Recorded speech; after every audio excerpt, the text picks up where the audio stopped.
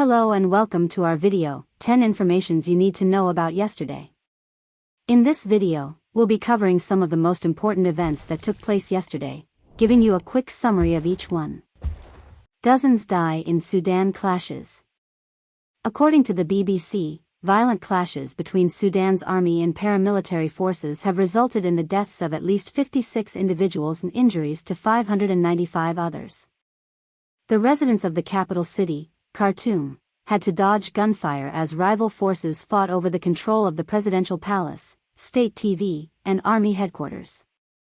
The violence was particularly concentrated around the symbolic sites of the presidential palace and Khartoum International Airport. The clashes began amidst heightened tensions regarding the proposed transition to civilian rule. Activists disrupt Grand National. The Grand National's commencement was postponed by animal rights activists who entered the entry course. Law enforcement officials have reported that 118 individuals have been detained in connection with the incident. The demonstrators are advocating for the abolition of jump racing, following the death of 3 horses at Aintree, including one during the Grand National. The Mail on Sunday, however, has referred to the protesters as virtue-signaling anarchists and claimed that the group was sensationally foiled after infiltrating it.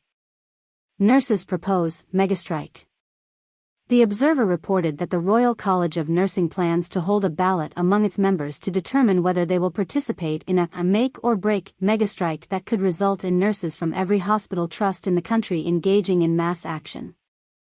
England's largest nursing union is looking to raise the stakes by conducting a single national vote that could result in twice as many trusts being affected by industrial action. According to Sir Julian Hartley, the chief executive of NHS providers, coordinated strike action would be completely unprecedented and take us into uncharted territory. Sunak to scrap smart motorways. According to The Telegraph, Chancellor Rishi Sunak has acknowledged that the public has lost faith in smart motorways, and as a result, they will be abolished. After years of campaigning by the families of accident victims and allegations that ministers are responsible for a deadly 18-year test, 14 proposed smart motorways have been scrapped. Existing smart motorways will stay but undergo a safety revamp to increase the number of emergency stopping locations. Tactical voting on the rise. Experts suggest that tactical voting could result in significant losses for the Conservatives in local elections and pave the way for a Labour majority in the upcoming general election.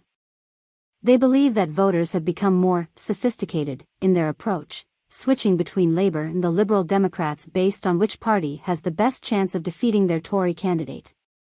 As Professor Sir John Curtis explained to The Independent, tactical voting occurs when people detest the government so much that they will use any means necessary to undermine it.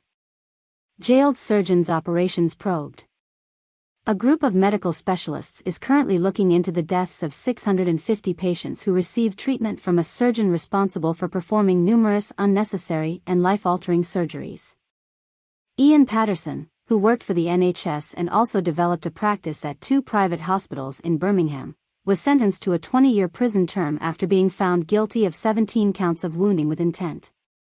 As reported by the Sunday Times, 27 investigations have been initiated in situations where coroners suspect that some of the deaths may be unnatural and believe there is sufficient evidence to warrant further inquiry. Former Indian MP shot live on air.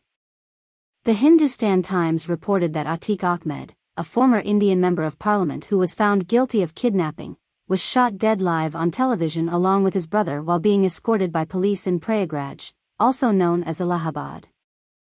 3 individuals who were identified and apprehended are suspected of being responsible for the slaying of the gangster-turned-politician and his brother. In a video circulated online, the killers can be heard shouting Jai Shri Ram after the act. Royal family abolishing itself. An influential think tank, Civitas, has released a new report stating that the royal family, as we recognize it, is at risk of quietly eliminating itself. The organization noted that King Charles and the monarchy are becoming increasingly removed from the public due to a 40% decrease in official appearances in the last decade. The total number of UK-based engagements has fallen from 3,338 in 2014 to just 2,079 in the previous year, according to the report. Tory expelled for rape tweet. Sean Slatter, a Tory councillor from Bromley Council, has been removed from the party after making an inappropriate comment regarding an alleged rape victim on Twitter. In response to a news article about a rape inquiry in Plumstead, South East London, Slatter suggested that the alleged victim was probably a prostitute whose client refused to pay. Slatter later apologized for his comments but expressed disappointment at being expelled from the party. He intends to appeal the decision in the future.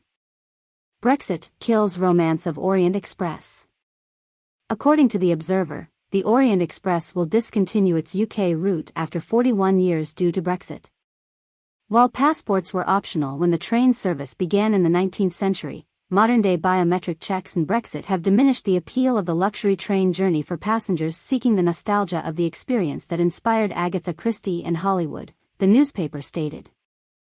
As a result, the operator has decided to remove the London to Folkestone section of the route.